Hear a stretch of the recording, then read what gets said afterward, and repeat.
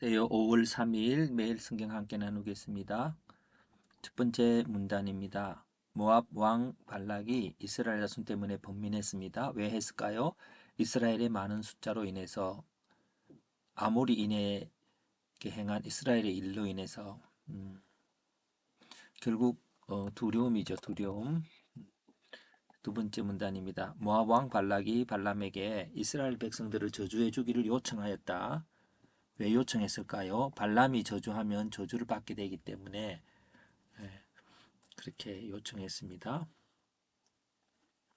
발락의 요청을 받은 발람은 발람과 함께하는 사람들에 대해 묻는 하나님에게 발락이 요청한 내용을 말하였다.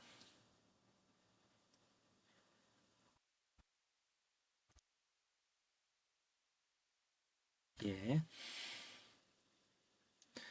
그 다음에 하나님으로부터 이스라엘을 저주하지도 말고 그들과 함께 가지도 말라고 하는 말을 들은 발람은 발락의 귀족들에게 하나님 말씀을 전했다. 발락이 더 높은 고관과 더 높은 종기를 약속하며 발람에게 이스라엘을 저주해 주기를 요청하였다. 발람은 하나님 말씀을 더하거나 덜하지 못한다고 발락이 신하들에게 대답하였다. 하나님은 발락의 귀족들을 그의 옆에 유숙하게 하는 발람에게 하나님의 말만 하라고 하였다.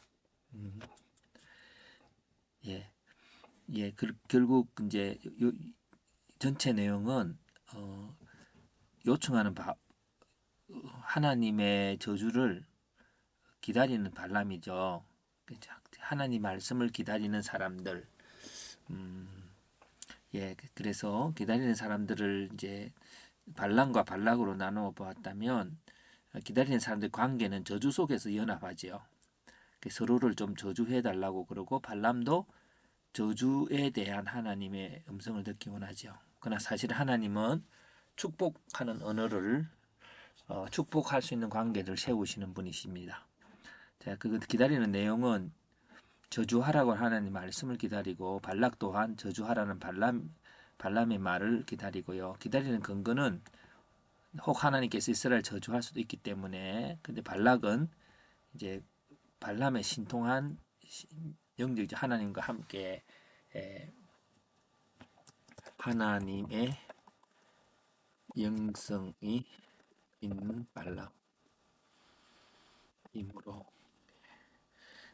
기다리는 태도는 계속 발람의 사람들을 곁에 머물게 합니다. 하고 발락은 더 높은 기족과 더 많은 것을 약속하는 가운데 있고요. 자, 여기서 이제 나중에 또 새로운 주제들을 연합이라고 하는 주제로 나누게 되겠습니다. 예, 기다리는 태도는 그렇게 됐고요. 기다리는 이유는 이렇게 발락이 주기로 한 것들이죠. 종기와 재물을 기다리는 거고 발락은 이스라엘에 대한 두려움 때문에 이스라엘 멸망을 소망하는 것입니다.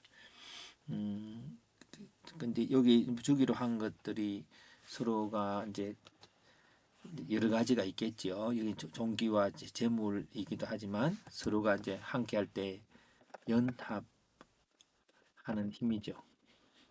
서로가 서로를 지지해 주면서 오는 그런 힘들이 그 있습니다. 자, 하나님 말씀을 기다리는 사람이라는 주제를 가지고 하면서 어떻게 우리 삶 속에서 이걸 적용시켜 나갈까 할 때에 저는 이렇게 연합이라고 하는 주제가 있습니다. 그 저주하기를 위해서 연합을 하는 그 연합을 가지고 이제 요 뒤에도 나누겠는데요. 그래서 타인에 대한 저주를 기다리는 사람들을 먼저 이렇게 분석해 보았습니다. 짧게 이제 그들이 하는 일은 저주잖아요. 저주자는 경쟁자로 저주는 경쟁자인데 저주의 근거는 율법입니다. 율법이라고 하는 그거는 이제 우리가 지금 여기서는 이방인에 대해서 있지만 우리들이 하고 있는 것은 율법과 복음의 그 사이에서 율법이 저주케 하는 거죠. 율법 행위에 속한 자는 저주 아래 있나니 이렇게 말씀을 하셨습니다. 그러나 예수님은 우리를 위해서 저주를 받은 바 되셨죠. 우리 저주를 속량하셨죠. 이제 그래서 우리는 저주 아래에서 연합하는 거, 저거 잘못해서 저러면 막 하는 그 서로가 저주하는 그 속에는 어, 율법의 기준으로 되어 있고 또 경쟁 관계라고 하는 게 있고 그거에 대한 두려움도 있고 이렇게 있습니다.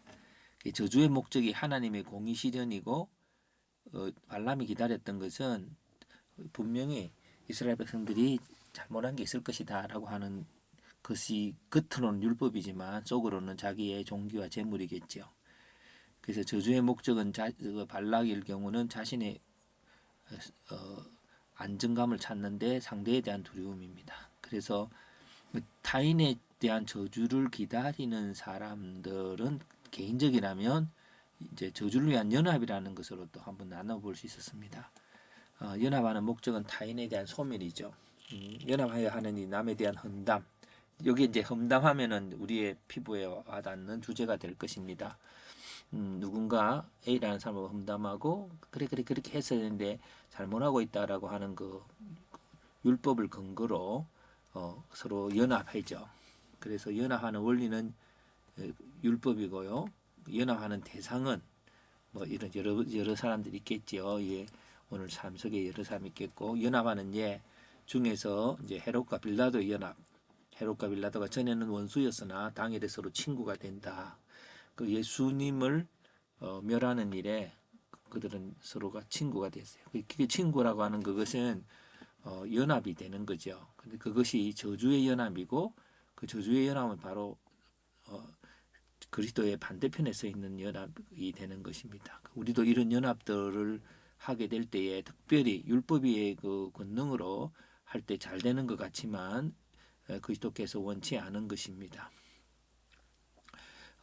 발람은 하나님과의 교제가 있는 사람이라는 점에서 또 우리가 생각해 볼 때 우리도 하나님과 교제가 있는 사람인데 그럼에도 불구하고 우리가 남을 비난하고 저주하고 하는 일에 더 복음보다 더 쉽게 접근하게 되는 게 인간의 속성이기 때문인 것 같습니다.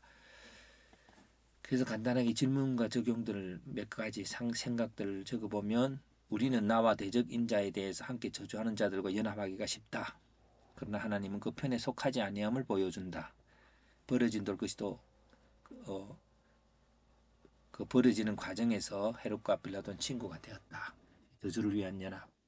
예, 그런 우리가 축복을 위한 연합 하는 우리 그리스도의 몸된 교회 되기를 바랍니다.